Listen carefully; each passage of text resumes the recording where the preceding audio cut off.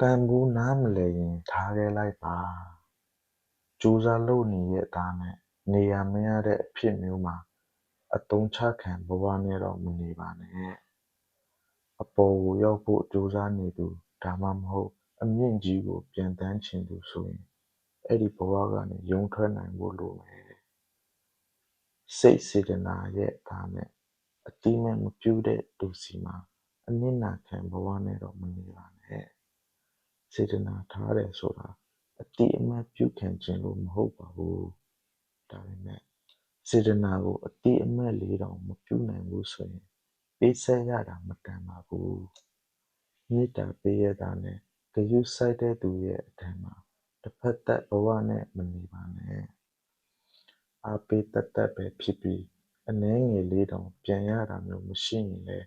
အဲ့ဒီလုပ်ရက်ကအဓိပ္ပာယ်မရှိတဲ့လုပ်ရက်ပါပဲလူဆိုတာ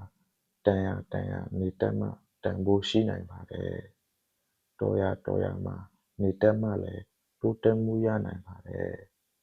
ကိုမေတ္တာစေတနာနဲ့မတန်တဲ့သူကိုမေတ္တာစေတနာတွေဆက်ပြီးပေးနေတာကမိုက်မဲလွန်းရကြပါတယ်ဒါကြောင့်ကိုယ့်ကိုလိုလားတဲ့အရက်ကိုယ့်ကိုတန်ဖိုးထားတဲ့ဝန်းကျင်ကိုရွေးချယ်နေထိုင်တတ်ခြင်းကဘဝအတွက်စိတ်ချမ်းသာပြီးပျော်ရွှင်မှုကိုပိုင်ဆိုင်နိုင်ပါလိမ့်မယ်တကယ်မှရတယ်ဗျာဒီစာသားတော့ကြာရင်ဗီဒီယို share တော့လည်းရပါတယ်ဗျာ